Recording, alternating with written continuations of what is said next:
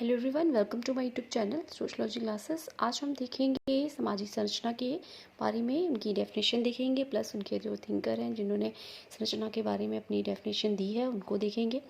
Plus ये भी जानेंगे कि संरचना का सामाजिक जो समाजशास्त्र में उसका क्या इंपॉर्टेंस है। तो चलिए वीडियो स्टार्ट करते हैं।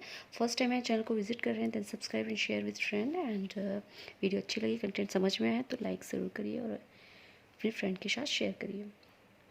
तो चलिए वीडियो स्टार्ट करते हैं। आज का हमारा टॉपिक है सामाजिक संरचना, सोशल स्ट्रक्चर। समाजशास्त्रीय अवधारणाएं। सामाजिक जो संरचना है समाज की, उसकी भूमिका क्या है। तो सबसे पहले हम ये जान लें कि समाज का जो स्ट्रक्चर है उसका शाब्दिक अर्थ क्या है। इकाइयों की क्रमबद्धता सामाजिक संरचना कहलाती है। जो बाहरी रूप से जो स्ट्रक्चर हमें दिखाई देता है समाज का, उसे ही संरचना कहते हैं। आंतरिक रूप से भी इसका स्ट्रक्चर होता है अभी, लेकिन हम बात करेंगे सामाजिक संरचना के बाह्य रूप की।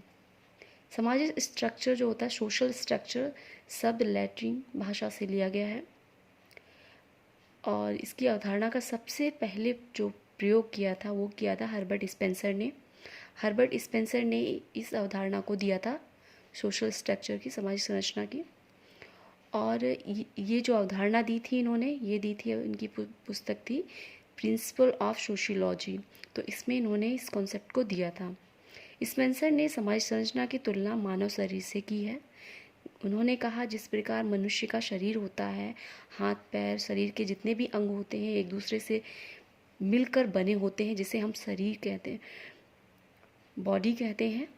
उसी तरह एक समाज होता है। समाज में कई सारी संस्थाएं, कई सारे प्रारूप कार्य करते हैं, एक दूसरे के साथ संरचना बनाते हैं। जैसे शरीर का जो अंग होता है उसकी संरचना बनाता है, तैयार करता है शरीर का, उसी प्रकार समाज की संरचना जो स्ट्रक्चर है वो संस्थाएं और जो भी क्रियाएं, जो कार्य कर रही हैं प्रणालियाँ, उनको एक दूसरे से तत्व जो होते हैं मिलकर उन्हें एक समाज का निर्माण करते हैं, उसमें अपना योगदान देते हैं। उसे ही स्ट्रक्चर कहा जाता है साधारण भाषा में। आगे देखते हैं। प्रत्येक समाज की अपनी अपनी संरचना होती है। अपनी अपनी का मतलब ये है कि अलग अलग। समाज भी कई प्रकार के होते हैं। वैसे हम सामान्य भाषा में भी हम समाज को, एक समाज के बारे में बात कर रहे हैं, और समाज कई प्रकार के होते हैं। महिला समाज आपने सुना होगा, पुरुष समाज, आर्य समाज, और जैसे कई सारे समाज होते हैं। तो इसी तरीके से ये एक समाज समूह के रूप में बना होता है, और ये जो संपूर्ण समाज है, संरचना है, वो भी एक समाज का और एक संरचना का हिस्सा है। होल, जो पूरा जो वर्ड है, जो समाज है, जो एक दूसरे से मिलकर बना हुआ है, उसके आधार पे आगे देखते हैं। संरचना का जो व्यापक एवं विस्तृत रूप में प्रयोग जो किया है वो किया है रटक्लिफ ब्राउन ने। रटक्लिफ ब्राउन ने इसका जो प्रयोग किया है संरचना का, बहुत ही अच्छे तरीके से विस्तृत मतलब व्यापक रूप से प्रस्तुत किया है। ब्राउन ने मानव को सबसे छोटा भाग माना है। इसका कहने का मतलब ये है, जो मानव है, जो मनुष्य है, उसका संरचना में अपना ज़्यादा अधिक महत्व नहीं है। ब्राउन के अकॉर्डिंग, ब्राउन ने मानव को समाज का सबसे छोटा हिस्सा मानते हैं। ब्राउन और नॉडेल ने संरचना को मूर्त माना है। कुछ वैज्ञानिक, कहने का मतलब है कुछ थिंकर हैं, जो विचारक हैं, जो समाज को है एक मूर्त रूप में देखते हैं, और कुछ विचारक हैं जो अमूर्त रूप में देखते हैं। और मूर्त अमूर्त क्या होता है? मूर्त होता है वो जो दिखाई देता है, और अमूर्त होता है वो जो दिखाई नहीं देता। तो ब्राउन के अकॉर्डिंग जो बात कही गई है, वो कहते हैं कि समाज जो है मतलब दिखता है, जो संरचना है समाज की वो दिखती है।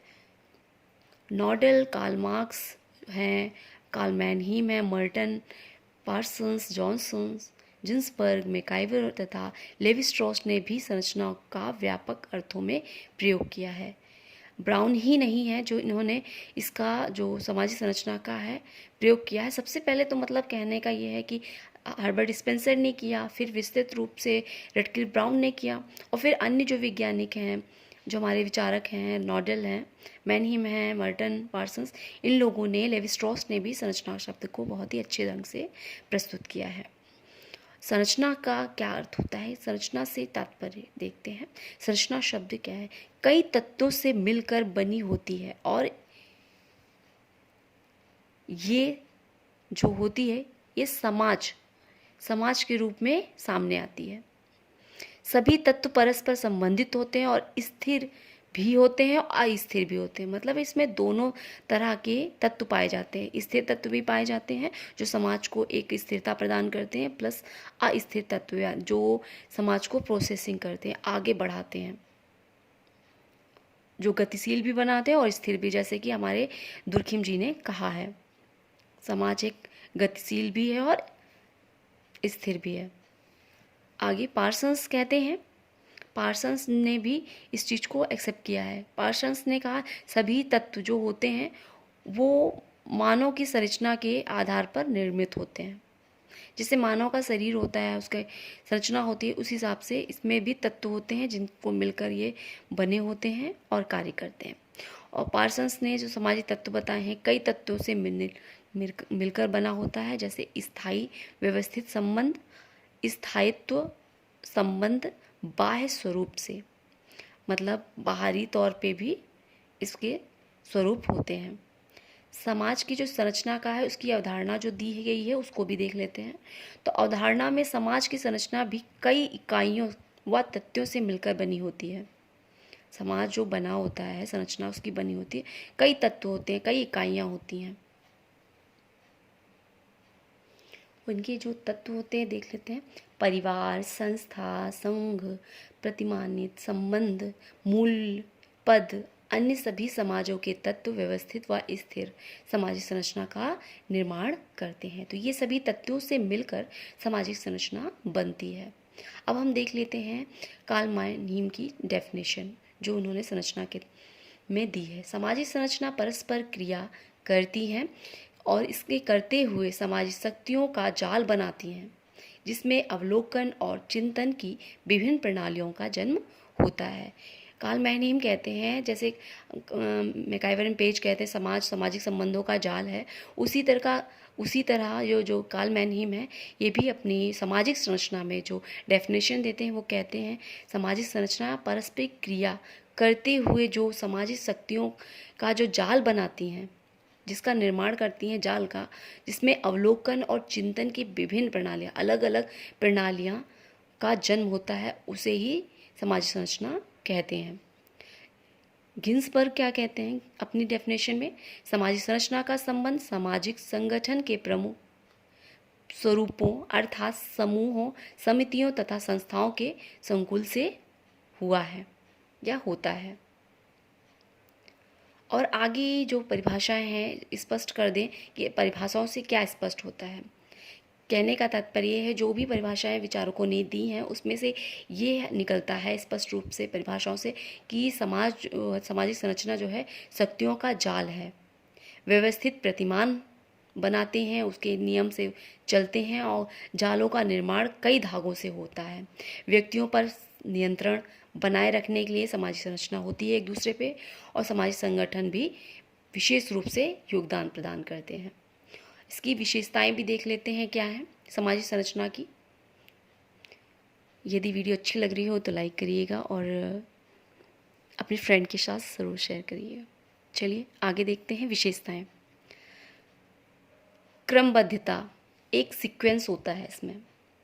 अपेक्षाकृत स्थायी है, अस्थायी नहीं है, व्यवस्थित रूप से ये बनी हुई है। अनेक उपसंरचनाएं होती हैं इसमें। विभिन्न अंग परस्पर संबंधित होते हैं। मूल्यों एवं नियमों का समावेश होता है। प्रत्येक इकाइयों का पूर्ण पद होता है। स्थान एवं सुनिश्चित कार्य होते हैं और समाज के बाह्य स्वरूपों को प्रकट करती है। संरचना अमूर्त होती है। कोई विचारक जैसे हमारे ब्राउन हैं वो मूर्त मूर्त मानते हैं, लेकिन समाज संरचना अमूर्त होती है, प्रकृति अनुकूल होती है। तो ये था हमारा कॉन्सेप्ट। आगे जो विशेषताएं हैं वो भी देख लेते थोड़ी सी। संगठन विघटन दोनों का बोध कराती है, सामाजिक प्रक्रियाओं का योगदान है, महत्वपूर्ण स्थान रखती है और अखंड व्यवस्था नहीं है। कहने का मतलब ये ऐसा नहीं है कि एक व्यवस्थित है, व्यवस्थित तो है और एक ठोस नहीं है कि एक ही जगह पे ये टिकी रहे। ये परिवर्तनशील है, स्थानीय सामाजिक आर्थिक राजनीतिक भौगोलिक आवश्यकताओं से प्रभावित रहती है ये। और सामाजिक संरचना के जो तत्व हैं उन्हें भी देख लेते हैं। तो जो तत्व बताए हैं वो सभी इसके साथ इंक्लूड रहते हैं। और तत्वों में आंतरिक तत्व होते हैं, बाह्य तत्व होते हैं। तो दोनों तत्वों से मिलकर सामाजिक संरचना बनी होती है। और इसके बारे में रेडक्लिफ ब्राउन और जॉनसन पार्सनसी बताते हैं। आंतरिक तत्व जो होते हैं सामाजिक अंतःक्रियाओं जो व्यक्तियों के बीच होती हैं उनके माध्यम से स्थापित होते हैं। आंतरिक क्रिया क्या होती है? जैसे इंटरेक्शन करना, एक व्यक्ति दूसरे व्यक्ति से बातचीत करता है, अंतःक्रिया करता है, उसे ही इंटरेक्शन कहते हैं, अंतःक्रिया कहते हैं। सामाजिक प्रक्रियाएं, परिस्थिति, भूमिका, सामाजिक मूल्य, सामाजिक संस्थाएं, इन लोगों की ये जो मैं कॉन्सेप्ट बोल रही हूँ, परिस्थिति, भूमिका, सामाजिक मूल्य, सामाजिक संस्थाएं, तो इनके भी डेफिनेशन मैं एक कॉन्सेप्ट को पूरे डिटेल में दूसरी वीडियो में बताऊंगी। आज हम यही समझते हैं कि संरचना के तत्व क्या हैं, कि भूमिका क्या है, उसके बाह्य और आंतरिक तत्व क्या है। तो आंतरिक तत्व में क्या आ जाता है? हमारी जो व्यक्तियों की आंतरिक क्रियाएं होती हैं, जैसे परिस्थिति, भूमिका, सामाजिक प्रतिक्रियाएं, सामाजिक मूल्य, सामाजिक संस्थाएं, ये। और बाह्य तत्व में क्या आता है? सामाजिक आकारकीय या आकार, बाहरी आकार। बाहरी आकार होता है जैसे समूह, भाषा, श्रम विभाजन की प्रकृति, विभिन्न व्यक्तियों व समूहों की विभिन्नताएं, अपरिवर्तनशील। ये सब चीज़ें क्या हैं? बाहरी तौर पे स्पष्ट दिखती हैं। सामाजिक शरीर की संरचना, समाज की, जैसे मानव के शरीर की संरचना होती है उसी तरह मानव समाज के शरीर की संरचना। शरीर जीव संरचना, नाड़ी, मस्तिष्क तंत्र, रक्त संचालन, धर्म, नैतिकता, कानून, शिक्षा, सरकार सामाजिक संरचना है। जैसे मानव का शरीर होता है, उसमें शरीर के मस्तिष्क होता है और नाड़ी होती हैं, रक्त संचार होने के लिए होता है। तो उसी तरीके से समाज में भी धर्म, नैतिकता, कानून और शिक्षा, सरकार, ये समाज को क्या करते हैं? सामाजिक संरचना में उसको व्यवस्थित रखने के लिए स्पष्ट रूप से दिखाई देते हैं और एक समाज का संरचना का निर्माण करते हैं। आज के लिए बस इतना ही। नेक्स्ट वीडियो में मैं लेके आऊँगी पार्सन्स द्वारा समाज संरचना में उन्होंने क्या बताया, क्या डेफिनेशन दी, और बाह्य और आंतरिक संरचना के साथ साथ हम उसके बारे में भी जानेंगे। अर्जित मूल्य, प्रदत्त मूल्य, ये सभी के बारे में भी हम जानेंगे नेक्स्ट वीडियो में। वीडियो कैसी लगी बताइएगा और कमेंट बॉक्स में कमेंट्स, यदि कोई क्वेरी हो तो करिएगा। और वीडियो अच्छी लगी तो लाइक, शेयर, कमेंट करना मत भूलिएगा। नेक्स्ट वीडियो में फिर मिलते हैं। Thanks for watch.